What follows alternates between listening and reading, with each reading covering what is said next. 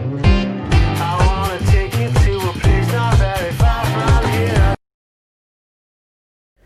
नमस्कार दोस्तों, motivational banker में आपका स्वागत है। दोस्तों, हमें आपके लिए जीआईबी, डीबीएफ और प्री प्रमोशन का वन स्टॉप सॉल्यूशन। फ्रेंड्स, हमने पिछले वीडियो लेक्चर में जाना कि आईआईबीएफ पे रजिस्ट्रेशन कैसे करना है, Indian institute of banking and finance की साइट पे कैसे रजिस्ट्रेशन करना है, उसकी क्या फीस पे करनी है, जीआईबी सीआईबी क्या है और जीआईबी सीआईबी आपको क्यों करना चाहिए, इस पे हमने पिछले वीडियो में फोकस किया था। अब हम समझेंगे कि जीआईबी सीआईबी, तो आप जीआईबी की बात करेंगे तो जीआईबी कैसे करना है, जीआईबी में कौन कौन से पेपर्स होते हैं, इस सब पे हम इस वीडियो लेक्चर में डिस्कस करने वाले हैं। देखिए, जीआईबी का जो एग्जाम है उसमें हमारे 3 पेपर होते हैं। पहला पेपर है हमारा principle and practice of banking, जिसे हम शॉर्ट में पीपीबी बोलते हैं। दूसरा पेपर है हमारा accounting and finance for bankers, जिसे हम एएफबी बोलते हैं। और तीसरा पेपर है हमारा legal and regulatory aspect of banking, LRAB, जिसे हम एलआरएबी बोलते हैं। सबसे पहले बात करता हूं मैं पीपीबी के पेपर के बारे में। देखिए, जैसा नाम बता रहा है, प्रिंसिपल्स क्या है बैंकिंग के और प्रैक्टिस क्या है बैंकिंग में, ये हम इस चैप्टर में पढ़ते हैं, इस पेपर में हम पढ़ते हैं। पीपीबी का जो पेपर है, जब आप बैंकिंग में, डे टू डे बैंकिंग में काम कर रहे हैं तो काफ़ी सारी नॉलेज आपको उस काम के दौरान हो जाती है। आपको पता चल जाता है कि बैंकिंग में क्या क्या प्रैक्टिस करते हैं हम और क्या क्या नियम होते हैं, क्या क्या प्रिंसिपल्स होते हैं। बाकी की जानकारी आप बुक से, वीडियो लाइब्रेरी से या दूसरे मीन से पढ़ के जानकारी ले सकते हैं। पेपर थोड़ा बड़ा है कंपैरेटिवली, अगर तीनों पेपर्स में देखें तो पीपीबी का पेपर सबसे बड़ा है, परंतु सबसे आसान भी है। आसान इसलिए है कि काफ़ी सारी जानकारी आपको, जब आप डेली काम करते हैं बैंक में, तो आपको मैक्सिमम जानकारी इसके बारे में बैंकिंग से हो जाती है। तो पेपर काफ़ी आसान होता है, पास आसानी से कर सकते हैं। बहुत ज़्यादा इसमें एफर्ट्स की ज़रूरत नहीं पड़ती है, बस आपको ये देखना होता है कि आपके कंसेप्ट क्लियर हो जाएं। एग्जाम में एग्जामिनर ये जानने की कोशिश करता है कि आपके बैंकिंग के कंसेप्ट क्लियर हैं या नहीं। तो ये पहला पेपर है हमारा पीपीबी का, जिसको पास आप आसानी से कर सकते हैं। दूसरा पेपर है हमारा AFB, accounting and finance for bankers. दोस्तों, जो लोग नॉन कॉमर्स बैकग्राउंड से हैं उनको लगता है ये पेपर टफ है क्योंकि ये अकाउंट्स का पेपर है, परंतु मैं आपको बता देना चाहता हूं, बैंकिंग में 90% जो स्टाफ है वो नॉन कॉमर्स बैकग्राउंड का है, यानी कि करीब करीब सभी नॉन कॉमर्स वाले हैं। आप देख रहे हैं जितने भी लोग ज्वाइन करते हैं वो सब साइंस बैकग्राउंड के लोग हैं जो बैंकिंग में ज्वाइन करते हैं। कॉमर्स वाले जनरली चार्टर्ड अकाउंटेंट हो जाते हैं या दूसरे फील्ड में चले जाते हैं। तो जो कॉमर्स बैकग्राउंड के हैं उनके लिए तो डैम ईजी है पेपर, और जो नॉन कॉमर्स बैकग्राउंड के हैं उनके लिए भी काफ़ी इजी पेपर है। बस आपको ये पता होना चाहिए कि तैयारी कैसे करनी है, क्या पढ़ना है, कितना पढ़ना है। इस पेपर में आपसे बैलेंस शीट के बारे में छोटे छोटे क्वेश्चन पूछे जाते हैं, डेप्रिसिएशन के बारे में पूछा जाता है, बॉन्ड यील्ड के बारे में पूछा जाता है। इस तरह के क्वेश्चन इसमें पूछे जाते हैं। न्यूमेरिकल भी आते हैं, थ्योरेटिकल भी आता है। इस तरह का ये मिक्स पेपर होता है, परंतु आप सिस्टमेटिक तैयारी करेंगे तो आप बड़ी आसानी से, अगर हमसे पूछा जाए तो इन तीनों पेपर में सबसे इजी पेपर आपका एएफबी का होता है, परंतु यही पेपर सबसे ज़्यादा टफ लगता है लोगों का। हम देखते हैं फर्स्ट और थर्ड पेपर लोग पास कर जाते हैं, परंतु सेकंड पेपर उनका अटका रहता है। तो आप सिस्टमेटिक तैयारी करें, कितना पढ़ना है, क्या पढ़ना है, हम टारगेट फोकस्ड रहें कि हमको 50, 60, 70 मार्क्स लाने हैं, तो हम आसानी से इस पेपर को पास कर सकते हैं। तो ये बात हो गई हमारी एएफबी के पेपर के बारे में। और थर्ड पेपर है हमारा एलआरएबी। दोस्तों, एलआरएबी इस सीरीज में सबसे छोटा पेपर है, बहुत कम चैप्टर्स हैं। इसमें एक्ट के बारे में, लॉ के बारे में, बैंकिंग लॉ के बारे में बात कही गई है। RBI act, banking regulation act, SARFAESI act, DRT, लोक अदालत, ombudsman, consumer protection act, cerci, इस तरह के इसमें चैप्टर्स दिए हुए हैं। बहुत आसान है, बहुत छोटा पेपर है। मैंने अक्सर कर देखा है कि लोग 70 से 75 मार्क्स इस पेपर में आसानी से ले आते हैं। बस जरूरत है आपको एक सिस्टमेटिक तैयारी करने की।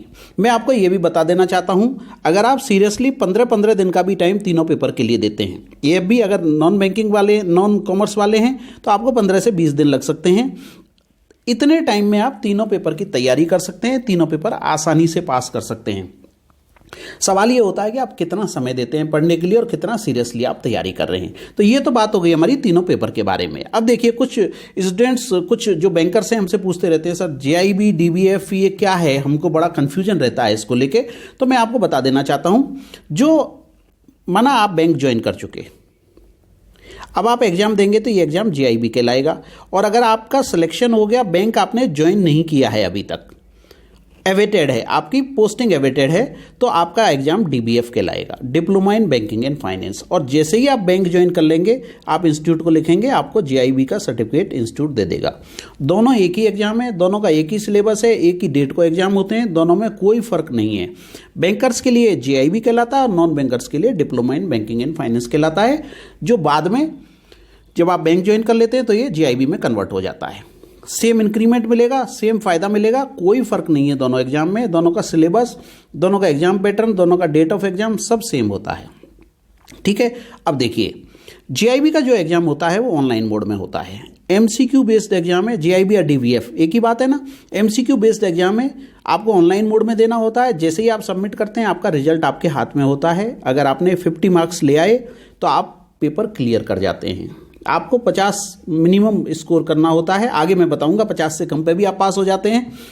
तो ये ऑनलाइन एग्जाम है, आपको जैसे ही आप पेपर सबमिट कर देते हैं, आपको अपना स्कोर मिल जाता है और आपको पता चल जाता है। जब आप जीआईबी कर लेंगे तो आपको नेक्स्ट स्टेप में जाना है सीआईबी, पर चूंकि पहले जीआईबी करना होता है इसलिए हम जीआईबी पे इसमें फोकस कर रहे हैं। अब आगे देखेंगे, आगे चलिए आगे देखते हैं हम जीआईबी एग्जाम कैसे अटेम्प्ट करना है। अब बात आती है कि कितने मार्क्स पे हम पास होंगे, कितने क्वेश्चंस आते हैं, कैसे कैसे एग्जाम होगा, इसके बारे में हम जानकारी देखिए। सबसे पहले तो आप समझिए जो एग्जाम होता है उसमें 120 क्वेश्चन एमसीक्यू आते हैं। 120 जो क्वेश्चन आते हैं उसमें जनरली ये पैटर्न रहता है, फिक्स नहीं है। 70 क्वेश्चन आते हैं आपके हाफ मार्क्स के यानी 35 नंबर के, 35 क्वेश्चन आते हैं आपके 1 मार्क के यानी 35 नंबर के, और 15 क्वेश्चन आते हैं आपके 2 मार्क्स के यानी कि 30। तो ये हो गया आपका 100। इस 100 में से आपको 50 मार्क्स लाने होते हैं अगर इंडिविजुअल पेपर पास करना है तो।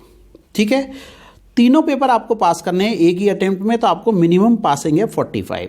कहने का मतलब आपके पहले पेपर में समझिए 45 आए, दूसरे पेपर में भी 45 आए और तीसरे पेपर में आपके 60 मार्क्स आ गए, तो टोटल आपका स्कोर 150 होना चाहिए। ये उनके लिए है जो एक ही अटेम्प्ट में तीनों पेपर दे रहे हैं। मिनिमम 45 विद एग्रीगेट ऑफ 150, तो आप पास माने जाएंगे। आप समझिए एक पेपर में आपके 48 आए, दूसरे पेपर में 49 आए और तीसरे पेपर में 60 मार्क्स आ गए, आप पास माने जाएंगे। परंतु आपके एक पेपर में 44 आए, दूसरे में 55 आए और तीसरे में 55 आए, तो आपके ये दोनों पेपर तो पास माने जाएंगे, ये पेपर आपका क्लियर नहीं माना जाएगा। कहने का मतलब यह है कि अगर आप तीनों पेपर एक ही अटेम्प्ट में दे रहे हैं तो 45 मिनिमम पासिंग है विद एग्रीगेट ऑफ 150। तीनों पेपर में मिला के आपका 150 मार्क्स होना जरूरी है, अदरवाइज आप फेल माने जाएंगे, आप पास नहीं होंगे। और अलग अलग पेपर दे रहे हैं तो आपको हर एक पेपर में 50 मार्क्स लाने होंगे, तभी आप पास माने जाएंगे। तीनों पेपर पास करने के बाद आपको जीआईबी का क्वालिफाइड सर्टिफिकेट मिल जाएगा। ठीक है, तो मैंने आपको बताया। हाँ, दूसरा मैं आपको बताना चाह रहा था कि इसका जो ड्यूरेशन है एग्जाम का वो 2 आवर्स का होता है। 2 घंटे के अंदर आपको 120 क्वेश्चन करने होते हैं। 3 स्लॉट में एग्जाम होता है आपका।